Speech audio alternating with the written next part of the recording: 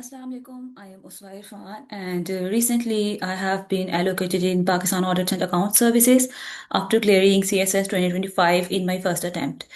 आज मैं आपसे एक्सप्लेन करूंगी उन सब लोगों के लिए स्पेसिफिकली जो कि बिल्कुल बिगिनर्स हैं सीएसएस के एग्ज़ाम के लिए। वो लोग वो एस्पायरेंट्स जिनको सीएसएस के बारे में कुछ भी नहीं पता कि हमने कहाँ से स्टार्ट करना है, इसकी एलिजिबिलिटी क्या है, इसके अंदर कितनी अटेम्प्ट्स जो हैं वो आपको अलाउ होती हैं, और कौन कौन सी रियलिटी बेसिकली क्या है, किस तरह से हमें चीज़ों को लेकर चलना होता है, इसके सब्जेक्ट्स कैसे हैं, उनको चूज़ कैसे करना है। तो इस पे हम थोड़ा सा एक ओवरव्यू लेंगे, और इन द नेक्स्ट वीडियोस मैं एक बाकायदा एक प्लेलिस्ट बनाऊंगी उन सब बिगनर्स के लिए, उन सब न्यू एस्पायरेंट्स के लिए जिनको बिल्कुल भी आइडिया नहीं है कि सीएसएस को उन्होंने लेके कैसे चलना है। लेट सपोज के जो बच्चे 2027 में अपियर हो रहे हैं, या जो 2028 में अपियर हो रहे हैं, या आगे भी जो अपियर होते रहेंगे बच्चे, तो उनके लिए आई होप कि ये जो वीडियोस हैं, जो प्लेलिस्ट मैं बनाऊंगी, ये एक बहुत हेल्पफुल साबित रहेगी। तो क्योंकि मेरी अपनी फर्स्ट अटेम्प्ट थी और अल्हम्दुलिल्लाह I got allocated in my first attempt, और मैंने रिटर्न में भी अच्छा स्कोर किया। तो I will share all the tips and tricks as well, जो जिसके जरिए आप अच्छा स्कोर कर सकते हैं अपने ऑप्शनल्स में भी और अपने कंपल्सरीज में भी। तो स्टार्ट करते हैं कि सीएसएस एग्जाम होता क्या है, इसी से हम स्टार्ट करेंगे। तो सीएसएस एग्जाम की अगर हम बात करते हैं तो it stands for central superior services. और पाकिस्तान की जो सिविल सर्विस है उसके अंदर अगर आप आना चाहते हैं तो आपको ये एग्जाम पास करना पड़ेगा। एफपीएससी जो है यानी federal public service commission of Pakistan, ये एग्जाम को कंडक्ट करता है, और हर साल ये कंडक्ट होता है in the month of February. अब इस अगर इस एग्जाम की हम बात करते हैं तो ये एक मल्टी स्टेज एग्जाम है। मल्टी स्टेज एग्जाम से मुराद ये है कि इसके अंदर डिफरेंट स्टेजेस हैं, डिफरेंट फेजेस हैं। सबसे पहले एक एमपीटी होता है, that is MCQ based preliminary test. इसके अंदर एमसीक्यूज आएंगे 200, और आपको पास होने के लिए 66 मार्क्स चाहिए होते हैं, और इसके अंदर कोई नेगेटिव मार्किंग नहीं होती। इसके अंदर जो एमसीक्यूज हैं वो इंग्लिश के होते हैं, इस्लामियात के होते हैं, उर्दू के होंगे, मैथ्स के होंगे। और ये वो बेसिक एमसीक्यूज होते हैं कि जो कि कोई भी ग्रेजुएट बच्चा वो इजीली कर सकता है। लेकिन फिर भी with the passage of time जो एग्जामिनर है वो इसका एग्जाम जो है, एमपीटी का जो एमसीक्यूज हैं, वो मुश्किल बनाता जा रहा है। ज़ाहिर है with the passage of time competition बढ़ता जा रहा है, तो वो उसने बच्चों को फिल्टर आउट भी करना होता है, ताकि जो नॉन सीरियस कैंडिडेट्स हैं वो रिटर्न से पहले ही फिल्टर आउट हो जाएं। सिर्फ सीरियस लोग जो हैं वो इसको पास करें, and then they move on towards the written phase. अब रिटर्न फेज जो है इसके अंदर 12 सब्जेक्ट होंगे, 6 कंपलसरीज होंगे, 6 ऑप्शनल्स होंगे। जो रिटर्न पास करेगा वो फिर जाएगा इंटरव्यू फेज में। इंटरव्यू फेज जो है उसको दो पार्ट्स में डिवाइड किया गया है, साइकोलॉजिकल और इंटरव्यू में। जो भी कैंडिडेट पास होता है उसका पहले साइकोलॉजिकल इंटरव्यू होता है। इसके अंदर भी कुछ जो है आपका थोड़ा रिटर्न लेते हैं वो आपसे वहाँ पे एग्जाम, छोटा सा वो यानी कि सेंटेंसेस बनाने हैं, स्टोरी मेकिंग है। और उसके बाद एक छोटा सा पैनल इंटरव्यू होता है 3 साइकोलॉजिस्ट के साथ आपका। तो बेसिकली वो ये जज करते हैं कि whether the candidate has the ability to lead in future. तो इस तरह की, और उसका कंडक्ट कैसा है, बेसिकली वो ये चेक करना चाह रहे होते हैं कि वो इंसान जो है जिसको हम चूज करेंगे, वेदर ही और शी इज केपेबल इनफ और नॉट। उसके बाद जो है उन्हीं बच्चों का इंटरव्यू भी होता है। अब होता क्या है कि बहुत से बच्चे जो हैं वो इस पूरे प्रोसेस को पास कर लेते हैं, लेकिन वो अनएलोकेटेड रह जाते हैं। उनकी रीज़न ये होती है कि वो उनका मेरिट नहीं बनता। अब मेरिट बनाने के लिए ज़रूरी है कि आपके मार्क्स अच्छे आए हों, इसकी और उसके लिए ज़रूरी है कि आपके कंपलसरीज में भी अच्छे मार्क्स हों और ऑप्शनल्स में भी। और ऑप्शनल्स में अच्छे मार्क्स के लिए ज़रूरी है कि आप बेस्ट ऑप्शनल चूज़ करें। और इन द नेक्स्ट वीडियोस मैं ये भी बताऊंगी कि आपने एक अच्छा ऑप्शनल सब्जेक्ट कैसे चूज़ करना है। अब इस पूरे एग्जाम के अंदर क्या होता है कि एग्जामिनर आपकी एनालिटिकल एबिलिटीज जो हैं उसको एवेलुएट करेगा, आपकी राइटिंग स्किल्स को एवेलुएट करेगा, आपके नॉलेज को एवेलुएट करेगा। और इन सारी चीज़ों को एवेलुएट करने के बाद एक जो सिविल सर्वेंट है वो चूज किया जाता है। Who can apply? Pakistan national जितने भी हैं they all can apply, until और अनलेस देयर एज जो है वो उनकी होनी चाहिए 21 से 30 ईयर्स। अब ये जो एज है ये उन लोगों के लिए है जो गवर्नमेंट नहीं जॉब कर रहे। जो गवर्नमेंट जॉब कर रहे हैं उनके लिए उन्होंने थोड़ी सी रिलैक्सेशन रखी है, और वो रिलैक्सेशन ऐसे है कि वो 32 ईयर्स तक जो है वो इस एग्जाम में अपियर हो सकते हैं। और इसके लिए जो मिनिमम एजुकेशन चाहिए होती है, आपकी बैचलर्स डिग्री हो किसी भी सब्जेक्ट में, आपकी एजुकेशन होनी चाहिए बैचलर्स। और उसके लिए भी एग्जाम का अगर हम ग्रेड की बात करते हैं तो उस डिग्री के अंदर आपका मिनिमम ग्रेड सी ग्रेड होना चाहिए। बहुत से बच्चे जो हैं इंस्टाग्राम पे मुझसे पूछ रहे थे कि मिनिमम कितनी रिक्वायरमेंट होती है, तो मिनिमम रिक्वायरमेंट यही है कि आपके पास बैचलर्स की डिग्री हो, कोई भी हो, और मिनिमम उसके अंदर आपका ग्रेड सी होना चाहिए। तो आप एलिजिबल होंगे इसके अंदर अप्लाई करने के लिए। और अच्छा आपका एक मॉरल कैरेक्टर हो, कोई क्रिमिनल रिकॉर्ड ना हो, तो you will be eligible to apply. अब अटेम्प्ट्स की बात कर लेते हैं। बहुत सा शोर चल रहा है कि अटेम्प्ट्स इंक्रीज हुई हैं कि नहीं हुई हैं, एज बढ़ी है या नहीं हुई है। तो अभी ये सिर्फ बातें चल रही हैं, इनके ऊपर अभी अमल नहीं हुआ है। सो अभी तक के लिए क्या है कि 3 अटेम्प्ट्स जो है मैक्सिमम आप लोगों को अलाउ की जाती हैं। और आपकी मिनिमम एज होनी चाहिए 21 एंड मैक्सिमम होनी चाहिए 30 ईयर्स। और अगर आप गवर्नमेंट एम्प्लॉयज़ हैं तो फिर आपको उन्होंने 2 ईयर्स की रिलैक्सेशन दी है, यानी कि आप 32 साल तक इन 3 अटेम्प्ट्स को अवेल कर सकते हैं। लेकिन जो गवर्नमेंट जॉब नहीं कर रहे, जो गवर्नमेंट के एम्प्लॉयज़ नहीं हैं, वो इस एज रिलैक्सेशन को क्लेम नहीं कर सकते। अब सीएसएस के सिलेबस की बात कर लेते हैं। तो सबसे पहला जो काम आपने करना है जब भी आपने तैयारी स्टार्ट करनी है, तो आपने क्या करना है, एफपीएससी की वेबसाइट पे जाना है और वहां से जाके एफपीएससी का सीएसएस का सिलेबस डाउनलोड कर देना है।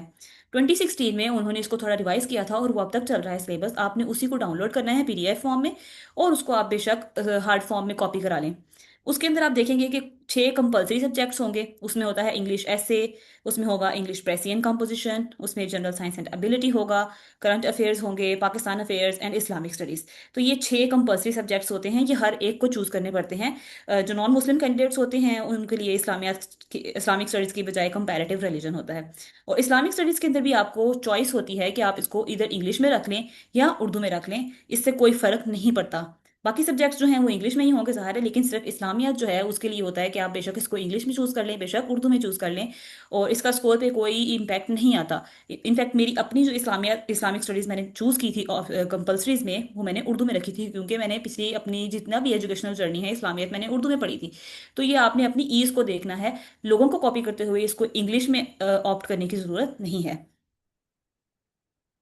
नेक्स्ट जो है इसका एक ओवरव्यू ले लेते हैं। इंग्लिश में ऐसे जो है उसमें वो चेक करेगा कि आपका एक्सप्रेशन कैसा है, आपके राइटिंग एक्सप्रेशन में क्लैरिटी है या नहीं। और इसके अलावा वो आपकी ग्रामर मिस्टेक्स देखेंगे। अगर तो आप बिल्कुल अच्छे से टेंसेस बना रहे हैं, आपकी कोई मिस्टेक नहीं है टेंसेस की, इंतहाई सादा और सिंपल टेंसेस आपने लिखने हैं, सिंपल सेंटेंसेस लिखने हैं, इंतहाई सादा इंग्लिश लिखनी है, कोई फ्लॉवरी इंग्लिश लिखने की ज़रूरत नहीं है।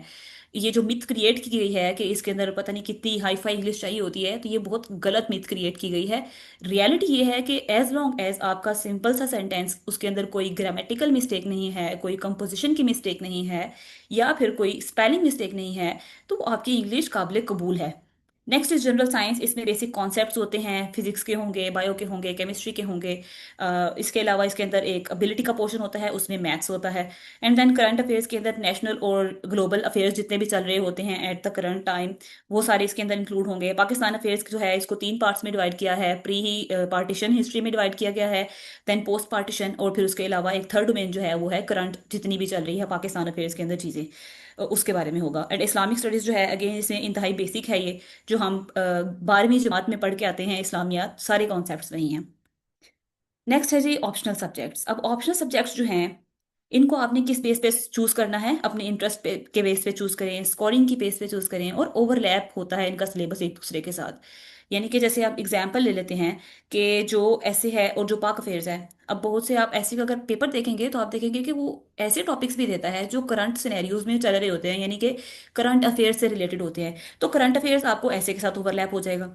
तो इस तरह ऑप्शनल जो हैं इसके डिफरेंट सब्जेक्ट्स जितने भी हैं इनको आपने मुख्तलिफ बेसिस पे चूज करना होता है। इनफैक्ट मैं इस पे एक सेपरेट वीडियो बनाऊंगी कि किस तरह आप एक बेस्ट ऑप्शनल अपने लिए चूज कर सकते हैं, जो आपके इंटरेस्ट के मुताबिक भी हो और जिसका स्कोर भी अच्छा है, ताकि आपकी एलोकेशन भी हो सके। ऑप्शनल सब्जेक्ट्स का ओवरव्यू ले लेते हैं। सबसे पहला जो ग्रुप है, इसमें सारे 200 मार्क्स के सब्जेक्ट्स हैं। इसमें आप एक सब्जेक्ट चूज कर सकते हैं। हर ग्रुप में से आप एक सब्जेक्ट चूज करेंगे और टोटल आपको 6 सब्जेक्ट्स चूज करने हैं। अब अगर हम ग्रुप्स की बात करते हैं तो ये तकरीबन हमारे पास टोटल ग्रुप्स हैं 7, लेकिन इन 7 ग्रुप्स के अंदर आपको ज़ाहिर ऑप्शंस दी गई हैं। इन 7 ग्रुप्स में से आपने सिर्फ 6 सब्जेक्ट चूज करने हैं। अगर आप एक 200 वाला चूज कर लेते हैं तो फिर आपको वो भी 5 चूज करने पड़ेंगे, क्योंकि ओवरऑल हमने टोटल मार्क्स बनाने हैं 600। लेट्स सपोज कि आप इसमें से एक ले लेते हैं पॉलिटिकल साइंस, 200 मार्क्स का हो जाएगा। देन आप ग्रुप 2 जो है इसमें से आप देखें फिजिक्स केमिस्ट्री वगैरह जो हैं, ये वो हैं जो सिर्फ उन बच्चों को चूज करने चाहिए जिनकी इनमें डिग्री हो या जिनकी अच्छी खासी इसके ऊपर ग्रिप हो। बाकी बच्चों के लिए हम चले जाएंगे ग्रुप 3 के अंदर से कुछ चूज कर लेंगे। आप उसमें से बिजनेस ऐड कर सकते हो, पब्लिक ऐड कर सकते हो, governance and public policies choose कर सकते हो, क्योंकि ये वो ऐसे सब्जेक्ट्स हैं जो बगैर बैकग्राउंड वाले बच्चे भी कर सकते हैं। सिमिलरली अगर आप इनमें से भी चूज नहीं करना चाहते तो आप ग्रुप 4 पे चले जाएं। इसमें से आपको ये एक हिस्ट्री उठा लें। तो क्या हुआ कि 200 नंबर का हमने ले लिया पॉलिटिकल साइंस। लेट्स सपोज एक 100 नंबर की हमने यूरोपियन हिस्ट्री ले ली है। उसके बाद ग्रुप 5 है, लेट सपोज इसमें से हमने 100 नंबर की इन्वायरमेंटल साइंस ले ली है। ग्रुप 6 जो है, लेट सपोज इसमें से हमने 100 नंबर की क्रिमिनोलॉजी ले ली है। और ग्रुप 7 में से हमने पंजाबी ले ली, तो हमारे 600 नंबर पूरे हो जाएंगे। तो इस तरह से आपने इसका जो है ना ऑप्शनल्स को चूज करना होता है। अब रियल पिक्चर क्या है? अब बेसिकली है क्या कि जो CSS के जितनी भी एकेडमीज हैं, या जितने ये कुछ एकेडमीज ज़ाहिर होती हैं जो वाकई स्टूडेंट्स के लिए फैसिलिटेशन करती हैं, लेकिन कुछ होती हैं जो डराने का काम करती हैं। बिल्कुल उन्होंने एक मार्केट बना लिया है। तो उनसे बच के रहना आपने। आपने कि इनसे डरना नहीं है। आप CSS के जितने भी एस्पायरेंट्स हैं उनमें इतना खौफ पैदा कर दिया जाता है कि शायद जी बहुत रट्टा है CSS में, और पता नहीं क्या क्या है कि इसको ऐसे लेकर चलें, फलां चीज़ करें, फलां चीज़ करें। तो बहुत से बच्चे अपने कितने महीने इसी चीज पे वेस्ट कर देते हैं। उनको लगता ही नहीं है पता कि हमने सिर्फ मेमोराइजेशन नहीं करनी। उनको अपनी राइट अप्रोच का पता ही नहीं चलता। CSS जो है ये इसलिए ज्यादातर फेल किया जाता है कि लोग रॉन्ग अप्रोच लेके चलते हैं। और वो समझते हैं कि शायद इंटेलिजेंस जो है मेमोराइजेशन पे ही डिपेंड करता है सारा कुछ। ये गलत है। बहुत से एवरेज स्टूडेंट्स जो हैं वो भी जो है CSS जो है उसको पास करते हैं, और इसको एलोकेट भी होते हैं। और बहुत से जो ब्राइट स्टूडेंट होते हैं वो अपनी रॉन्ग स्ट्रेटेजी की वजह से, रॉन्ग अप्रोच की वजह से इसके अंदर से एलोकेट ही नहीं हो सकते। तो बहुत सी मिसकंसेप्शंस में एक मिसकंसेप्शन ये भी है कि ज़्यादा सी किताबें हों फिर आपके मार्क्स अच्छे आएंगे। करंट अफेयर को स्किप कर देते हैं कुछ बच्चे, इसको इतना सीरियस ही नहीं लेते। ऑप्शनल सब्जेक्ट्स को वो इतनी इंपॉर्टेंस ही नहीं देते, सही चूज ही नहीं करते। तो इन मिसकंसेप्शंस की वजह से, इन मिस्टेक्स की वजह से उनको उनकी एलोकेशन रह जाती है। वो पास हो जाते हैं लेकिन वो एलोकेट नहीं हो पाते, क्योंकि उनका स्कोर जो है वो इतना अच्छा आया ही नहीं होता। तो रियलिटी ये है कि आपने फोकस्ड होकर चलना है, कंसिस्टेंट रहना है, और एक स्ट्रेटेजी बनानी है। जब आप एक स्ट्रेटेजी लेकर चलेंगे तो इंशाल्लाह जो है आपकी एलोकेशन भी होगी आपके डिजायर्ड ग्रुप में, और आप इसको बड़े अच्छे मार्क्स के साथ पास भी करेंगे। तो एक क्विक टिप्स थोड़ी सी मैं देती हूँ आपको कि सबसे पहले आपने क्या करना है। मैंने जैसे पहले बताया, इस वीडियो के बाद आपने क्या करना है कि FPSC की वेबसाइट पे जाना है, वहां जाके उनका डाउनलोड कर लें सिलेबस, उसको एक दफा पढ़ लें। फिर आप वहां से उसके ऑप्शनल्स चूज करेंगे, वो मैं आपको नेक्स्ट वीडियोस में बताऊंगी। इनफैक्ट सेकंड वाली जो है वो मैंने इसी पे बनाई हुई है कि हम किस तरह ऑप्शनल सब्जेक्ट्स को चूज करते हैं। फिर आपने जब एक दफा ऑप्शनल सब्जेक्ट्स चूज कर लिए, फिर आप एक बकायदा रोड मैप बनाते हैं, एक कि आपने इस महीने से लेके इस महीने तक इतनी तैयारी करनी है, ऐसे सिलेबस को कवर करना है, इन इन सब्जेक्ट्स को कवर करना है, और फिर मैंने कब अपनी जो सी है रिटर्न प्रैक्टिस स्टार्ट करनी है। आपने सिर्फ यही नहीं करना कि सिर्फ याद करते जाएं, पढ़ते जाएं। तो राइटिंग को आपने इग्नोर बिल्कुल नहीं करना, साथ साथ लिखना भी शुरू करें। और फिर आपने जो है सब्जेक्ट्स, अगेन मैंने जैसे बताया कि अपनी स्ट्रेंथ की बेस पे जो है उनको आप सिलेक्ट करेंगे। अननेसेसरी लोगों के पास जाने की जरूरत नहीं है कि नोट्स खरीद लिए किसी से। नोट्स बिल्कुल नहीं खरीदें, क्योंकि हर स्टूडेंट जो है उसका एक अपना माइंड सेट होता है, उसकी एक अपनी एबिलिटी है किसी हर चीज़ को अंडरस्टैंड करने की। तो नोट मेकिंग जो है, नोट्स मेकिंग, वो हर इंसान की अपनी खुद की होनी चाहिए। हाँ, अगर कोई रेफरेंसेस के नोट्स अगर आपको फ्री मिल जाते हैं, रेफरेंसेस भी वो जो अप टू डेट हों, और ऐसे हों जो यूनिवर्सल हों, जो चेंज ना हो, तो उस तरह के आप रेफरेंसेस को खरीद सकते हैं। इसकी एग्जांपल मैं आपको देती हूँ कि जैसे इस्लामियत की जो आयात हैं, कुरानी अहादीस हैं, या आयात हैं, या जो अहादीस हैं, वो यूनिवर्सल है, मतलब वो चेंज नहीं होंगी, वो हमेशा सेम ही रहेंगी। तो ऐसे नोट्स आप खरीद सकते हैं। लेकिन अगर आप कहें कि हम करंट अफेयर्स के नोट्स खरीद देते हैं, किसी ने बनाए थे और वो उससे पास हुआ है, तो फिर वो आपके लिए बहुत बड़ी एक बेवकूफ़ी साबित होगी, क्योंकि वो करंट अफेयर्स वो पिछले साल के थे, आपके जो हैं वो चेंज हो चुके हैं। Same is the case with other subjects as well. तो बहुत सी चीज़ें जो हैं आपने उनको ध्यान में रख के चलना है। अननेसेसरी टीचर्स को ज्वाइन नहीं करना, अननेसेसरी अकेडमीज में नहीं जाना, अपने पैसे ज़ाया नहीं करने, अपने रिसोर्सेज को बचा के रखें। ये जर्नी है, एक बहुत मेहनत तलब जर्नी है। और इसका मतलब ये नहीं है कि आप लोग जो है अगर आप कुछ हासिल करना चाहते हैं तो फजूल जो है खर्ची करना शुरू करते हैं, अकेडमीज को पैसे देते जाएं। बहुत सी चीज़ें, बहुत से रिसोर्सेज आपको फ्री मिल जाएंगे ऑन यूट्यूब, उनको कंसल्ट करें। अगर कोई सब्जेक्ट आपको बहुत मुश्किल लग रहा है तो उसके लिए कोई मेंटोर रख लें। जरूरी नहीं है कि आप पूरे सब्जेक्ट्स के लिए अकेडमी ज्वाइन करें। अगर आप अकेडमी ज्वाइन करते हैं तो देखिए, आपको 3 महीने तो आप सिर्फ पढ़ने में ही गुजारेंगे, सिर्फ लेक्चर्स लेने में। आपको यही नहीं पता चलेगा कि मैंने याद कब करना है। ज़ाहिर है टाइम इतना नहीं होगा कि एक दिन में आप 4-5 सब्जेक्ट्स लेके चल सकते ही नहीं हैं CSS में। उसकी मैं राइट स्ट्रेटेजी भी आपके साथ शेयर करूंगी। तो इसलिए आपने एक स्ट्रेटेजी बनानी है। अपनी मिस्टेक्स जो है, ये जो बच्चे शुरू शुरू में कर लेते हैं कि अकेडमी ज्वाइन कर लेते हैं, फलां जगह चले जाते हैं, ऐसे कर लेते हैं, तो बहुत से महीने वो इसी चीज़ में वेस्ट कर देते हैं। तो इसको आपने बचना है, इससे आपने बचना है। तो इन द नेक्स्ट वीडियो हम इंशाल्लाह मैं आपको बताऊंगी कि आपने ऑप्शनल सब्जेक्ट्स कैसे चूज करने हैं CSS के लिए।